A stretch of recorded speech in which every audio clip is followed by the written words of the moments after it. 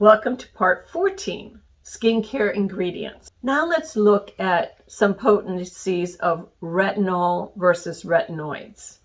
As an example, there are many types of retinoids with differing potencies. These ingredients at the appropriate strength and potency are expensive to manufacture. A derivative of vitamin A, retinoids change how your skin cells function by accelerating the rate of skin cell division and new skin cell growth. Retinoids work deep in the skin's layers, in the dermis layer, to stimulate collagen and elastin production. They tackle several skincare issues like fine lines, pigmentation, visible signs of aging, discoloration, acne, and psoriasis. Retinol is a lower potency derivative of vitamin A and is considered to be one of the best over-the-counter skincare agents on the market today. Luxury skincare products with this ingredient will characteristically claim to target all signs of aging through plumping, corrective texture, and correcting the appearance and reducing fine lines and wrinkles. When prompted to compare skincare products, you should consider this expensive ingredient worth the splurge. Retinol can be very effective for fighting acne, reducing pores, diminishing wrinkles, and evening out complexions and reversing sun damage. Retinols are born of the same vitamin as retinoids, but they're weaker, more accessible, and a great place to start for people looking to take their routine to the next level without breaking the bank. Most specialists and skincare coaches would normally suggest that people start with retinol prior to jumping into retinoids, which can be actually a lot harsher and more irritating. When you're evaluating retinoids and retinol, which one actually does more up to the point of potency where you're causing irritation? It's a great question. Super potent retinoids and retinol are infamous for irritating side effects. Yes, the concentration of retinol directly correlates with the results that you're going to see. However, because of its potencies, clients should only increase the concentration they're using gradually because their skin can build up a tolerance over time.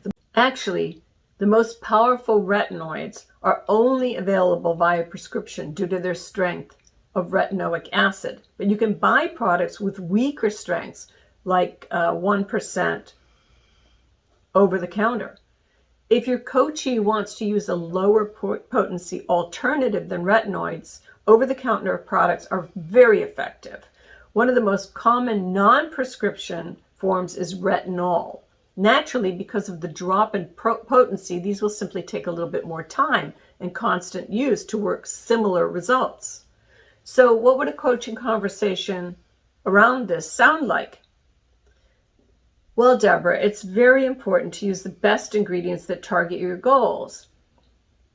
Some are in the product's ingredients label listed at the right levels and concentrations and potencies. Primarily, we have to make sure that neither are over nor underdosing you in terms of layering ingredients. We have to make sure that we're getting the right mix of ingredients like hyaluronic acid, ceramides, niacinamide, glycerin, and these are actually time-tested great ingredients for what you want to achieve with your skin. The issue is potency and overdosing or underdosing. So what we want to make sure is that when we're putting your regime together, that we take into consideration exactly what you're putting on the skin and the percentages in each product so that you're getting the right dosage, neither under nor overdosing. And the other thing that we want to make sure is that we keep these ingredients in a price range that isn't going to drive the price of these skincare products through the roof for you. We want to work within your budget. Let's talk about product packaging. Product pricing is often based on perception. Product labeling, containers, jars, pumps, and bottles can increase or decrease a product's price point.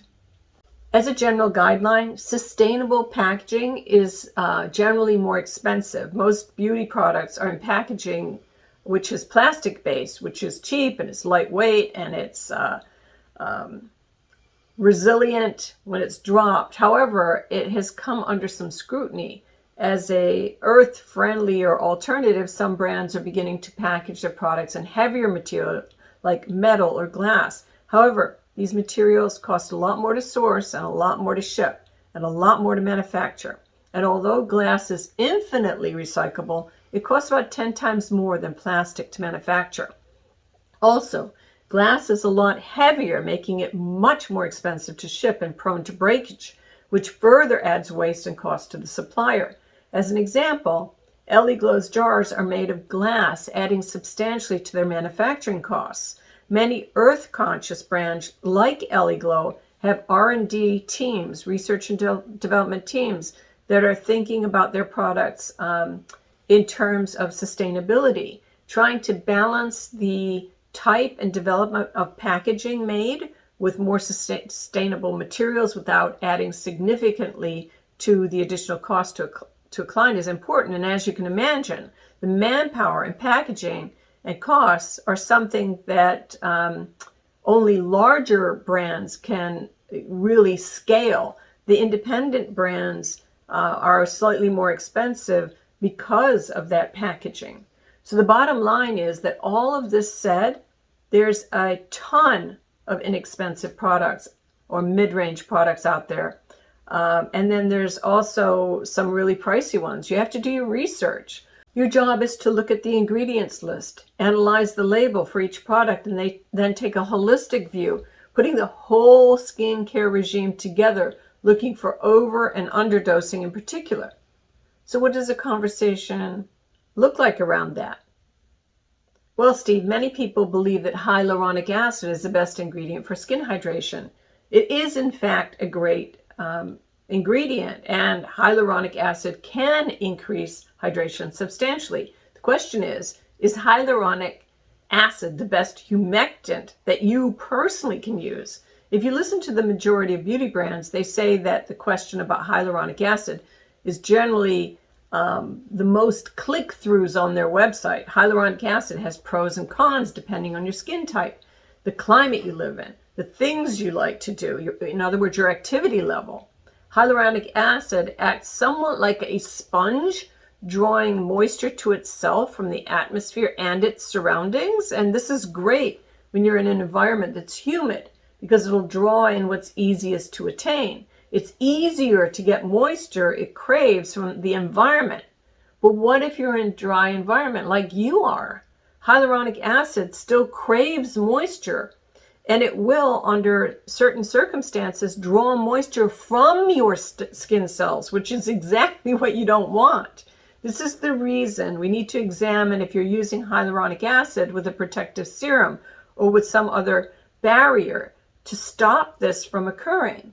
We also have to make sure that we look at alternate humectants, perhaps one that contains ingredients like shea butter, moisturizing minerals, oil-based or glycerin-based ingredients or essential oils. And looking at the moisturizing products in a more holistic manner, we might find ingredients that might be better for you in some of the moisturizing products, rather than solely relying on hyaluronic acid. I personally prefer things like cocoa butter, royal jelly in high concentrations, or some high-end essential oils like baobab, marula, kalahari, melon seed oil, in addition to hyaluronic acid to counterbalance its sometimes negative effects in drier climates like you live in.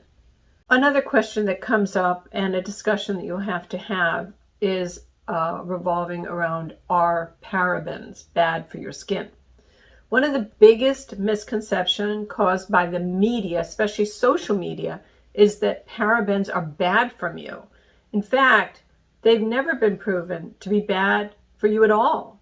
The Cosmetic Ingredient Review actually put out a statement saying that parabens are non-carcinogenic. They state categorically that parabens can be highly effective in skincare products.